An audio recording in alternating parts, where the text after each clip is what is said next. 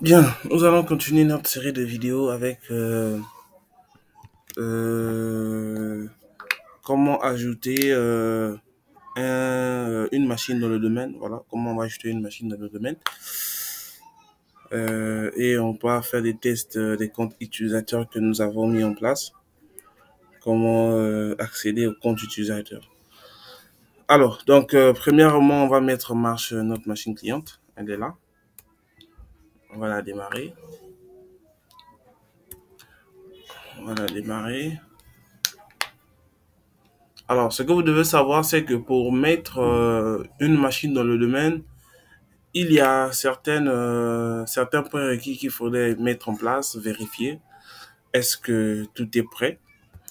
Alors, pour cela, qu'est-ce qu'il faut faire? Il faut d'abord que la machine soit dans le même réseau que le serveur et que euh, le serveur arrive à pinguer la machine cliente et la machine cliente, elle, à son tour aussi, doit arriver à pinguer le serveur. Donc, c'est ce que nous allons faire. Donc, qu'est-ce qu'on va faire? On va accéder à notre carte réseau, ncpa.cpl, entrée. Alors, on va vérifier notre machine à quelle adresse IP. Bien sûr, elle va recevoir une adresse IP en DHCP. C'est tout à fait normal. Voilà. On va prendre l'adresse IP. Là, nous avons reçu la 10.23. Alors, ce que je préfère faire à ce niveau, c'est que je vais la rendre statique. Voilà, je vais la rendre statique. Alors là, je vais la rendre statique. J'ai une adresse IP 192.168.10.23. Voilà, il n'y a pas de passerelle. Ce qui est très important ici, c'est de pouvoir préciser l'adresse IP du DNS. C'est très important. Sans oublier que l'adresse IP du DNS n'est que l'adresse IP de notre serveur. Donc 10.10, c'est ce que je vais donner. Je fais 10. Je peux déjà désactiver le IPv6. Voilà, je vais faire fermer. Alors, qu'est-ce que je veux faire? Je vais actualiser. Je vais tenter de pouvoir pinguer mon serveur. Donc, ping à 192.168.10.10, entrée. Voilà, j'arrive à pinguer mon serveur. Et est-ce que mon serveur, à son tour, arrive à me pinguer? Voilà, c'est très important, très important de pouvoir vérifier cela. C'est très important, très important. Donc, je vais mettre mon mot de passe. Attendez. Ok. Voilà, je vais arranger ce problème d'affichage là. Je vais faire ceci. Et voilà, c'est bon. Donc, je suis là, je fais Windows RSI, CMD.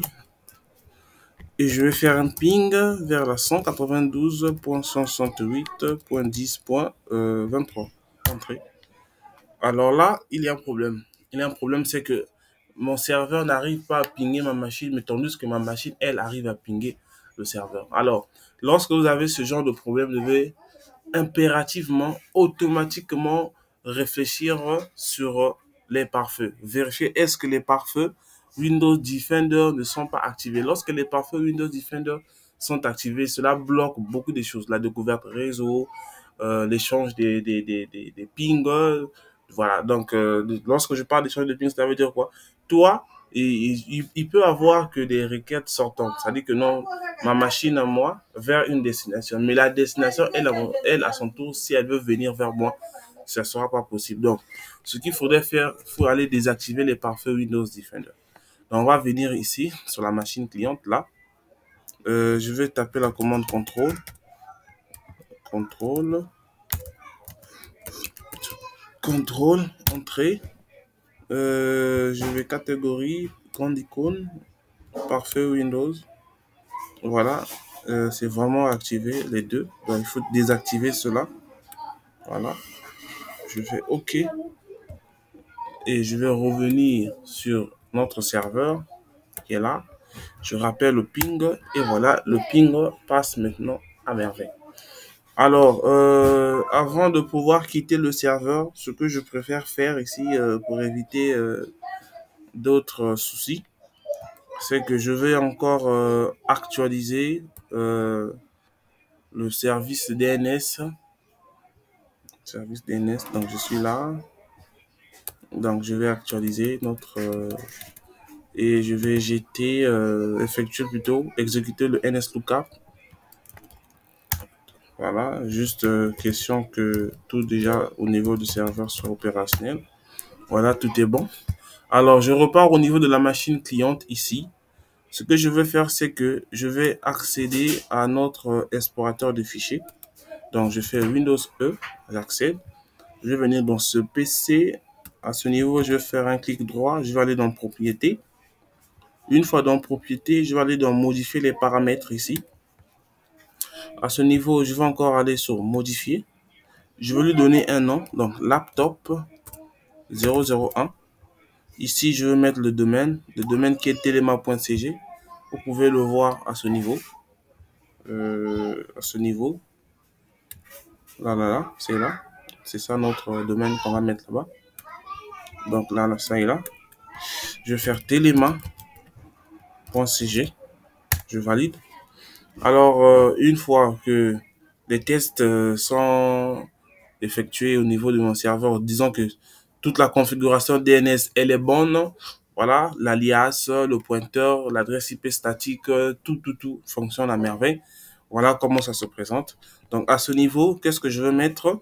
Je vais mettre le nom du compte administrateur qui est administrateur.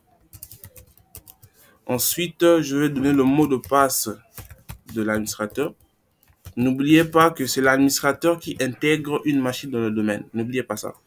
Je vais valider. Et voilà, le message est là. Bienvenue dans le domaine telema.cg. Je fais OK. Je vais devoir redémarrer la machine. C'est très important. Oui. Je dois redémarrer la machine. Je vais fermer ici. Je dois redémarrer la machine afin que la machine s'intègre dans le domaine. Donc, on va patienter un peu. Voilà, la machine va se redémarrer.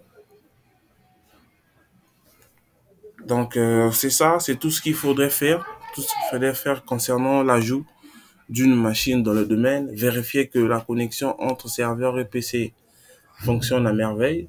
Vérifier que le serveur DNS aussi répond. Donc là, lorsqu'on va accéder ici, là, voilà, je peux venir ici.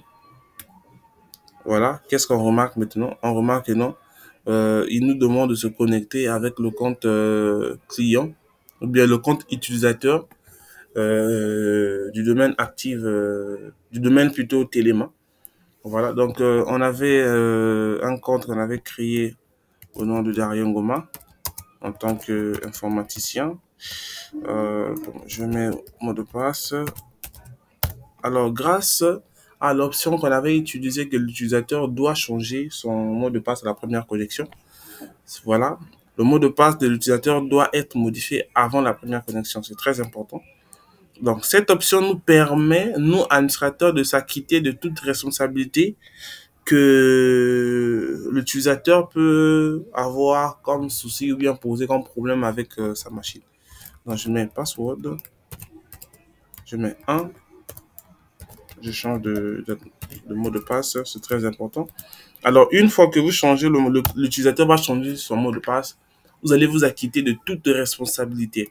Parce qu'il ne faudrait pas que non, que l'utilisateur commet une bêtise au niveau de sa machine et voilà, ça commence à vous poser préjudice que non, l'administrateur connaît mon mot de passe, tout ça là. Non. Donc, c'est très très important de pouvoir cocher que l'utilisateur doit changer son mot de passe avant sa première session. C'est très très important. Donc voilà, je me connecte.